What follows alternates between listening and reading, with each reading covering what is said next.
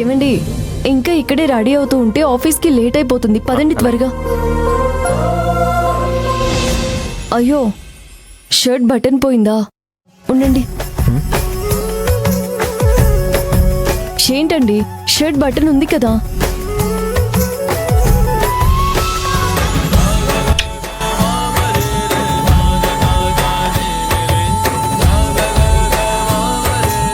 Problem బటన్ది కాదు, నా button వెనుకున్న హార్ట్ ఇది. ఎంత వద్దనుకున్నా కూడా లక్ష్మికి ముద్దు పెట్టాలి అని పాపం ఆరాటపడుతుంది. అవునా? ఈ హార్ట్కి ఎలా బుద్ధి చెప్పాలో నాకు బాగా తెలుసు.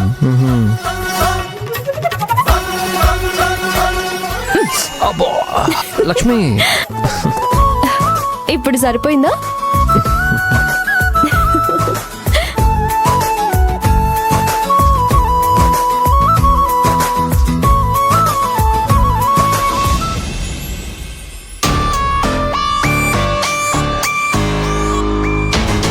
రోజు బ్యాగ్ తీసుకెళ్తుంటే ఎక్కడికి వెళ్తున్నావేంటి అని అందరూ ఆరా తీస్తున్నారు.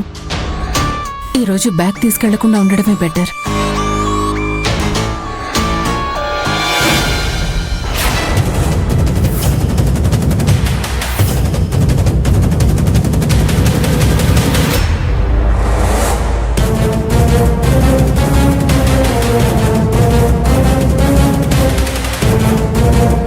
ఏంటమ్మా నువ్విక్కడ? నా గురించి వదిలే, నువ్వెక్కడికి బయలుదేరుతున్నావు? అది అమ్మా, నేను నా ఫ్రెండ్ సుష్మా అని ఉంది కదా, దాన్ని మీట్ అవటానికే వెళ్తున్నాను. సుష్మానా? సుష్మా ఎవరే? నా చిన్ననాటి ఫ్రెండ్ అమ్మా, అప్పుడప్పుడు మన ఇంటికి కూడా వచ్చేది కదా. సరే, ఈ గిరిజ లక్ష్మి వాళ్ళ ఫ్యామిలీని ఇంటికెందుకు పిలిపిస్తుందంటావు? నన్ను అడిగితే నాకేం తెలుస్తుంది? వెళ్ళి ఆవిడని అడిగి తెలుసుకో. అయ్యో, మనం తనకెదురు సమాధానం చెప్తే ఏమవుతుందో తెలుసు కదా, అందుకే సైలెంట్గా ఉన్నాను. కానీ గిరిజక్క ఏదో చేయబోతోంది, అదేంటో కనుక్కోవాలి. పెద్దమ్మ చాలా ఎక్కువ చేస్తుందమ్మా. మన ఇంట్లో ఆవిడ దబాయింపేంటి? ఎలాగే వదిలేస్తే మనకు ఆవిడ ఆస్తి వస్తుందో లేదో తెలియదు, కానీ చేతిలోకి చిప్ప మాత్రం మిగులుతుంది.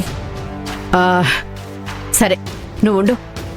నేను ఇప్పుడు కిందకెళ్ళి గిరిజక్క అసలు వాళ్ళ కుటుంబాన్ని ఇక్కడికి ఎందుకు పిలిపిస్తుందో కనుక్కుంటాను, సరేనా? ఈరోజు లక్ష్మి ఫ్యామిలీ ఇక్కడికి వచ్చిన తర్వాత లక్ష్మి ఎలాంటిదో అందరి ముందు బయట పెట్టి అప్పుడు పెద్దమ్మ చేతే లక్ష్మిని ఇంట్లోంచి బయట గెంటేసేలా చేస్తాను.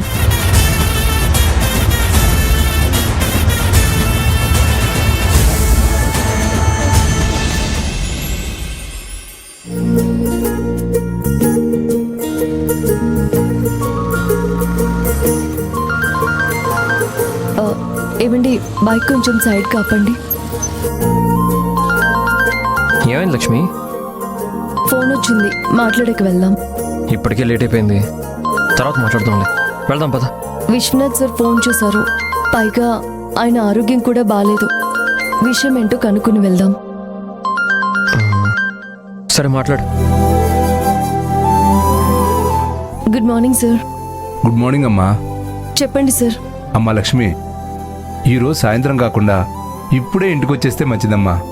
ఇప్పుడెందుకు సార్? మీకు ఒంట్లో బాగానే ఉంది కదా? నాకు బాగానే ఉందమ్మా. మా ఇంటికి కొత్తగా కేర్ టేకర్ వచ్చింది కదా, తన గురించి మాట్లాడాలి. నువ్వు వస్తే వివరంగా చెప్తాను. అయ్యో, ఏమైంది సార్? ఏదైనా ప్రాబ్లమా? తన పని వల్ల ఏ ప్రాబ్లం లేదమ్మా, కానీ తనకి ఇంట్లో ఏవో ప్రాబ్లమ్స్ ఉన్నట్టున్నాయి. ఎప్పుడు డల్గా ఉంటుంది. తన కష్టాన్ని మాతో చెప్పుకోవట్లేదు. అందుకే నువ్వు వచ్చి మాట్లాడితే తన కష్టం ఏంటో నీతోనైనా చెప్పుకుంటుందేమో అనిపిస్తుంది. నువ్వు సాయంత్రం వచ్చేసరికి ఆమె వెళ్ళిపోతుంది కదమ్మా. సరే సార్, నేను ఇప్పుడే వస్తాను. అలాగేనమ్మా. ఓకే. ఏమైంది లక్ష్మి, అంతా ఓకేనా? సార్కి ఏమీ కాలేదండి.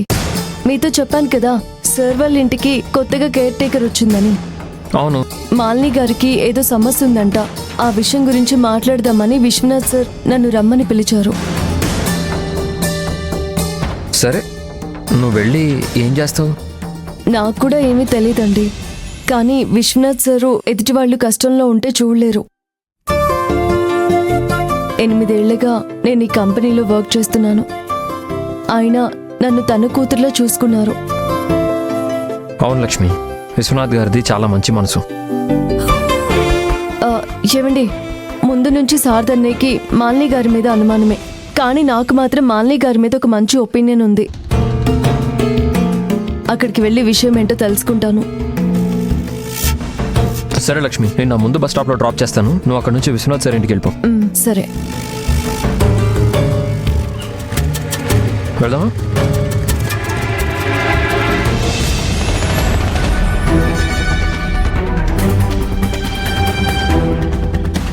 నా జీవితంలో సమస్యకి దేవా కారణమైతే మా ఇంట్లో సమస్యలకి లక్ష్మి కారణం. లక్ష్మిని హరిని వీలైనంత తొందరగా దూరం చేస్తేనే నాకు మనశ్శాంతి. కానీ వాళ్ళని ఎలా విడదీయాలో ఏ ఐడియా రావట్లేదే. లక్ష్మి గురించి ఇంట్లో ఏం చెప్పినా సరే ఎవ్వరూ నమ్మరు. అందరూ తనని ఒక దేవతలాగా చూస్తారు. ముందు అందరికీ తన మీదున్న నమ్మకం పోయేలా చెయ్యాలి. పెద్దమ్మ అత్తయ్య రాకపోయుంటే అంతా నేననుకున్నట్టుగానే జరిగేది. ఇప్పుడు వీళ్ల వల్ల అంతా తలకిందులైపోయింది.